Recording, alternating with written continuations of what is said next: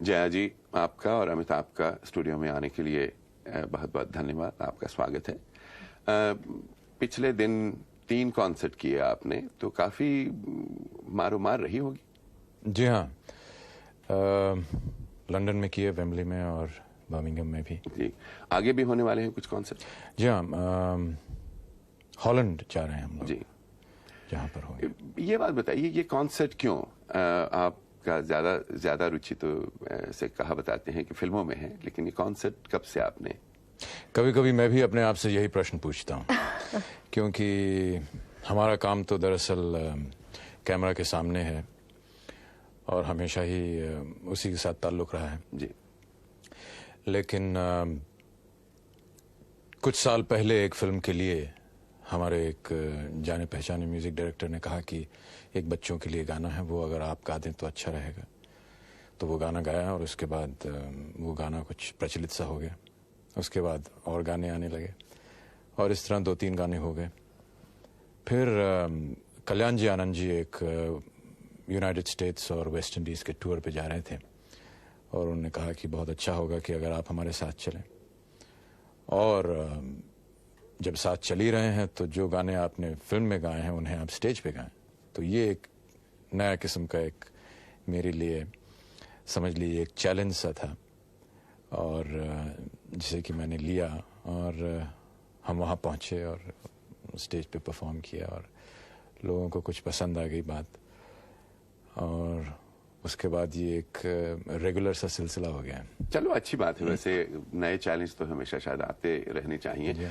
आने वाले चैलेंजेस के बारे में अभी थोड़ी देर में बात करेंगे, लेकिन हमने प्रोग्राम के शुरू में एक फिल्म की क्लिप दिखाई है जिसमें कुछ मारधाड़ की बात है और मार कुटाई और कुछ रोमांस की भी बात है। अच्छा, आजकल अपनी फिल्मों में ज्यादातर ये 2 ही चीजें ऊपर हैं। संदेश वाली भी होती हैं, लेकिन मारधाड़ काफी बढ़ गई है। आपकी प्रेफरेंस क्या है? कौन सी चीज आप ज्यादा पसंद करते हैं, मारधाड़ की मूवी या के? मुझसे तो ये प्रश्न पूछना शायद आप खुद ही इसका जवाब दे सकें क्योंकि ज्यादातर जो फिल्में आती हैं उसमें एक्शन ज्यादा है। कुछ एक आध ऐसी फिल्में हैं जो कि अच्छी लिखी गई हैं, जिन्हें अच्छे तरीके से बनाया गया है, लेकिन अमूमन ये देखा गया है कि जिन फिल्मों में ये कमर्शियल एस्पेक्ट एक जो होता है वो जब भी रहा है फिल्म ज़्यादा चलती है और फिर जाहिर है कि जब फिल्म ज़्यादा चलती है तो लोग उसी दायरे में रहना चाहते हैं जी। और हम लोगों के लिए, ख़ास तौर से मेरे लिए, बड़ा मुश्किल हो जाता है कि उस दायरे के बाहर निकलें या निकलने की कोशिश करें। और जब भी ऐसी कोशिश मैंने की है अपने आप को तो सेटिस्फैक्शन मिलता है, लेकिन शायद दर्शकों को इतना सेटिस्फैक्शन नहीं मिलता क्योंकि फिर वो बॉक्स ऑफिस पे बात नजर आती है। यही है नए दौर की भी जो फिल्में चल रही हैं। आपने भी तो जया जी काफी फिल्में की हैं और आम तौर पे ये कहा जाता था कि आपकी फिल्में जो थी वो जरा नॉर्म से हट के हुआ करती थी। ये सही बात है या क्या? उन दिनों ये मारधाड़ वाली पिक्चरें ज्यादा बनती नहीं थी। ये तो जब से ये शुरू हुई शायद इसीलिए हम काम पे नहीं कर पाते। लेकिन आपके लिए तो शायद थोड़ा सा ये भी है कि बच्चों जी हाँ। के कारण भी तो शायद आपने फिल्मों को थोड़ा सा जरा कम कर दिया है कि फिर वापसी अब चालू कर दिया आपने? नहीं, शुरू तो नहीं किया। अभी बच्चों की देखभाल? हाँ, 3 बच्चे संभालने पड़ते हैं। अच्छा, 3 कौन कौन से? 2 हमारे हैं और 1 मैं। मैं समझ गया। वैसे मैंने कहा इसको जरा शब्दों में कह दिया जाए। अच्छा, एक बात बताइए, नए दौर का अभी हमने जिक्र किया, वो अमूमन सस्ते से बनाई जाती हैं, कम पैसे से, कम से कम कहा जाता है। अब ये भी कहते हैं कि अपने यहाँ कोई वीडियो का भी चक्कर काफी हो गया है। तो वीडियो की जो मूवी अगर चलनी शुरू हो गई और वो भी सस्ते में बनेगी तो उसका कोई असर फिल्मी लाइन पे कुछ होने की उम्मीद है? वीडियो, खास वीडियो के लिए तो शायद फिल्में अभी नहीं बन रही हैं, लेकिन जो हमारी फिल्में बन रही हैं वो वीडियो पे जा रही हैं और ये एक बहुत बड़ा खतरा है क्योंकि जो ओवरसीज मार्केट था यहाँ पर यूनाइटेड स्टेट्स में और बहुत सी जगहों में, खास तौर से विलायत में, जी। तो सिनेमा में लोग अब जाते नहीं हैं क्योंकि वो घर पे वीडियो में देख लेते हैं, और ये एक बहुत बड़ा ख़तरा हो गया है क्योंकि वहाँ से ये आदत जो है अब धीरे धीरे हिंदुस्तान भी पहुँच रही है जी। और बड़े शहरों में तो ख़ास तौर से ये एक बहुत ही बड़ा एक मेनेस है जिसे कि रोकने के लिए कुछ करना चाहिए, सरकार को कुछ करना चाहिए। लेकिन आप देखिए वहाँ पे अगर इतने करोड़ों लोग हैं, उनमें से कितने लोग, क्योंकि शहरों की आबादी तो इतनी ज्यादा नहीं है, सिर्फ 3-4 जी हाँ, 3-4% होंगे लोग, और बाकी जो नहीं, आपको शायद मालूम नहीं है कि आजकल वीडियो जो है वो बसेस में चलता है। क्या कह रहे हैं? जी हाँ। अच्छा, हाँ, ये भी हमने वीडियो बसेस कहते हैं।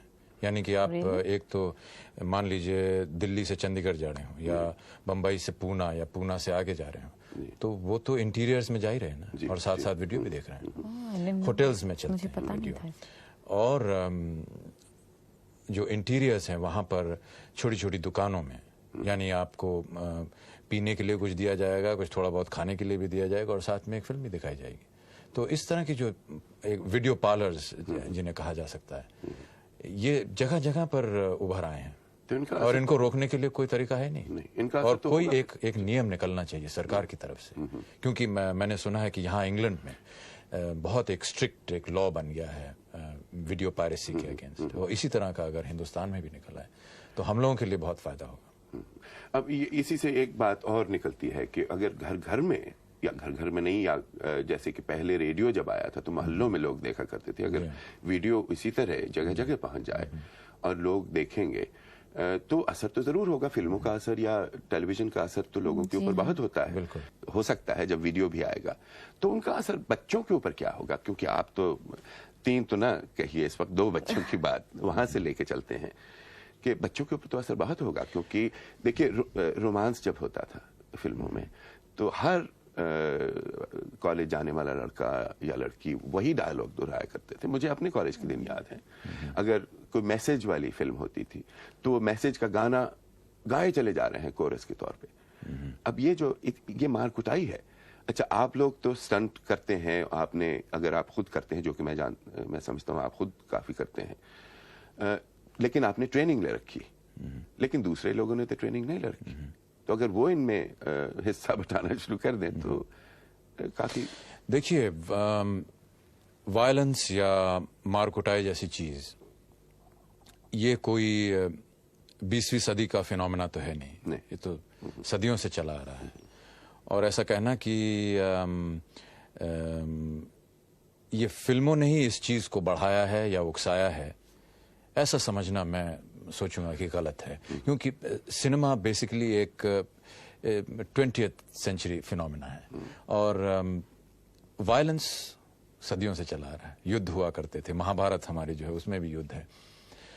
लेकिन आपका कहना सही है कि अगर बच्चे जो कि इस समय और इस युग में और बहुत ही कम उम्र से उनको सिनेमा देखने का शौक हो गया, यानी मैं तो समझता हूं कि, खैर मैं तो आपसे बहुत छोटा हूं, मैंने भी शायद 14 या 15 या 16 साल की उम्र से सिनेमा की एक अवेयरनेस जिसे कहते हैं वो आई होगी। लेकिन आजकल का जो बच्चा है वो तो 2 साल से फिल्म स्टार्स को पहचानना शुरू कर देता है।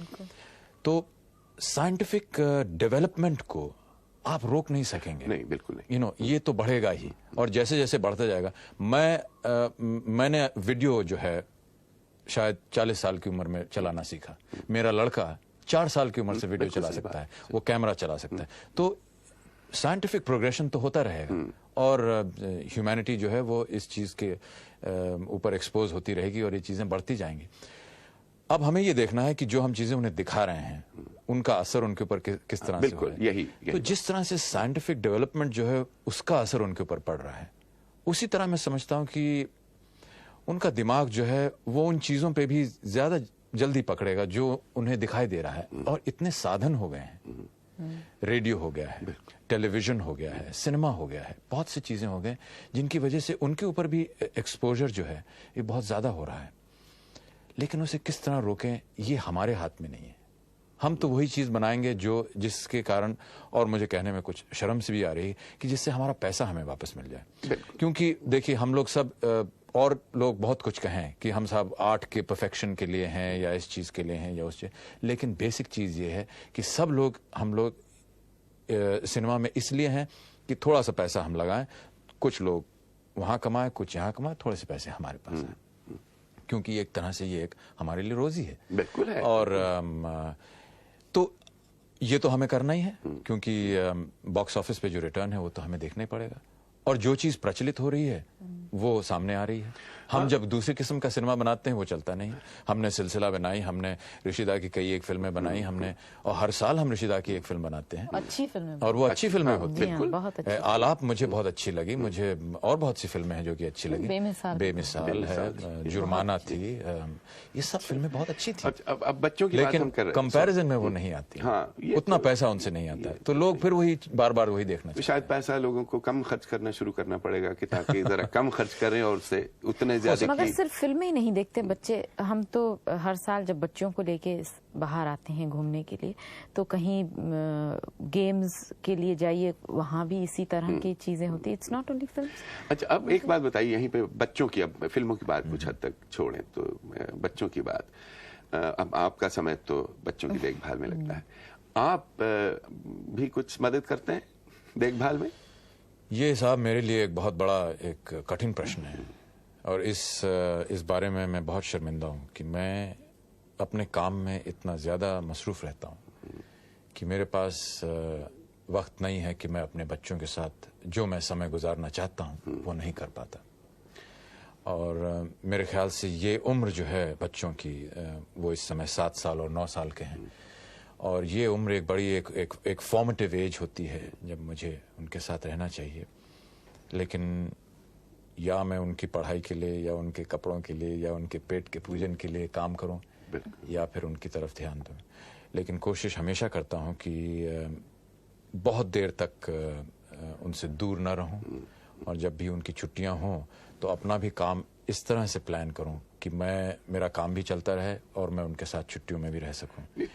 यही तो है कि जब आपके मन में ये इच्छा है और कंटिन्यूटी एक रहती है, तो उसका असर बच्चे कोई कहते हैं ना समझ, लेकिन वो समझदार भी होते हैं जी। ऐसी बात नहीं है। नहीं, वे फिर भी मुझे लगता है कि अमित काफी वक्त बच्चों को देते हैं, और स्पेशली जो दोनों बच्चे हैं ज्यादा अमित से इन्फ्लुएंस्ड हैं। मैं जो घर पे देखती हूँ बच्चों का जो बात करने का ढंग, या क्योंकि वो मेरे ख्याल समझ जाते हैं कि आप उनको जो कुछ आप देना चाहते हैं पूरी तरह से नहीं दे पाते, तो वो जो उनकी आशाएं हैं, अगर उनसे कम उनको कुछ मिलता है तो उससे खुश हैं वो, तभी तो वो एक तालमेल रह सकता है परिवार में। अच्छा, यहाँ पे मैं आपको एक पुरानी फोटो दिखाना चाहता हूँ, क्योंकि ये माँ बाप और बच्चों की बात हो रही है। हाँ, देखिए ये फोटो, आपको याद है अमित ये तस्वीर? है आपके पास इसकी कॉपी कोई? पहचानते हैं? बिल्कुल पहचानता हूँ, ये मेरे पास है।